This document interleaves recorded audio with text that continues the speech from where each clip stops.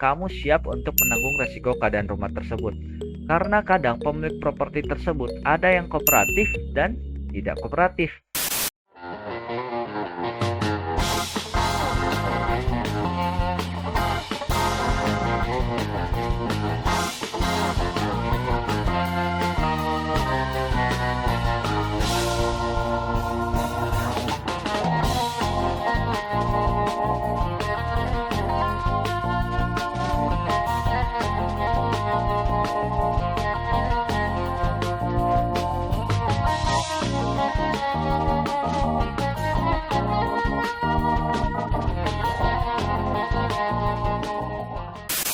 Hai, selamat datang di channel Inspirasi Idaman.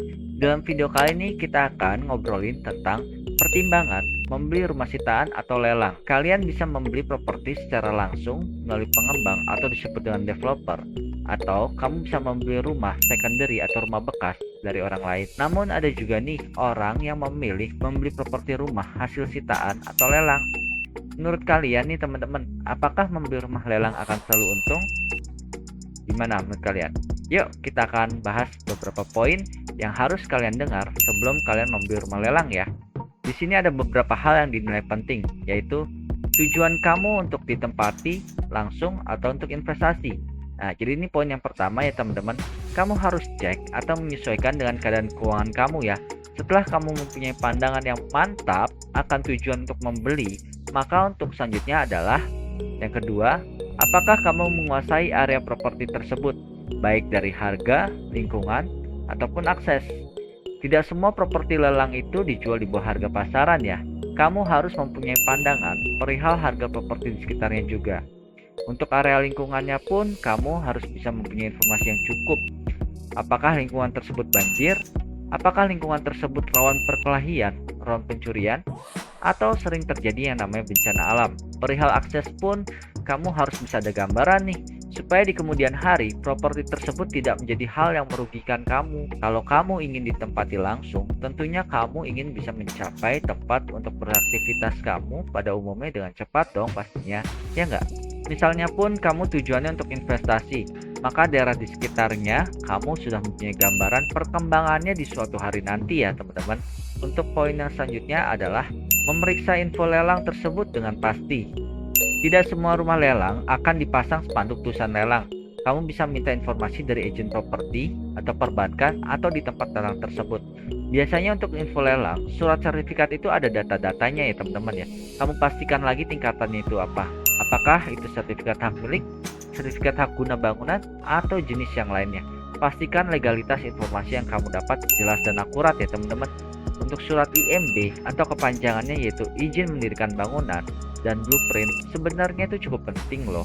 Nah, tapi baik lagi nih, ini harus ditanyakan kepada pihak pelelangan ya. Apakah ini sudah termasuk ada di dalamnya? Untuk sekedar gambaran, blueprint itu merupakan denah atau mapping sebuah rumah, di mana kamu nanti bisa mengetahui jalur-jalur atau instalasi yang ada di dalam tembok. Nah, biasanya nih, kamu mengetahui untuk jalur pembuangan air. Biasanya di kemudian hari itu pasti akan ada namanya permasalahan di instalasi air, di pipa-pipa, pembuangan, dan septic tank. Nah, kalau misalkan kamu nggak mengetahui ini, nantinya ini cukup menyulitkan pemilik properti jika nggak tahu persis datanya ya. Khususnya nanti kamu bisa terjadi banyak pembongkaran yang tidak perlu kalau kamu tidak mengetahui data tersebut. Untuk poin yang selanjutnya, ketahui prosedur lelang. Untuk prosedur lelang, kamu harus tanya nih, berapa kamu harus deposit di awal. Dan jika kamu misalnya tidak menang, bagaimana prosedur pengembalian uang deposit tersebut? Pada umumnya prosedur lelang ini memakai uang cash atau tunai kontan ya teman-teman ya. Untuk proses baik nama dan nanti penebusan di lembaga peminjaman yang terkait itu biasanya cukup makan waktu. Nah, mungkin bisa dibilang 6 bulan lebih ya. Hal ini kamu harus pastikan lagi ya ke orang yang terkait biar tidak ada namanya miskomunikasi atau salah paham di kemudian hari. Untuk setiap pelelangan, ada hukum absolut dari negara mengenai hak kepemilikan yang akan beralih ke pemilik baru tersebut melalui pelelangan. Biasanya sifat pelelangan itu diselenggarakan oleh negara. Kita akan lanjut ke poin selanjutnya, yaitu biaya-biaya tambahan yang akan ada dalam transaksi lelang.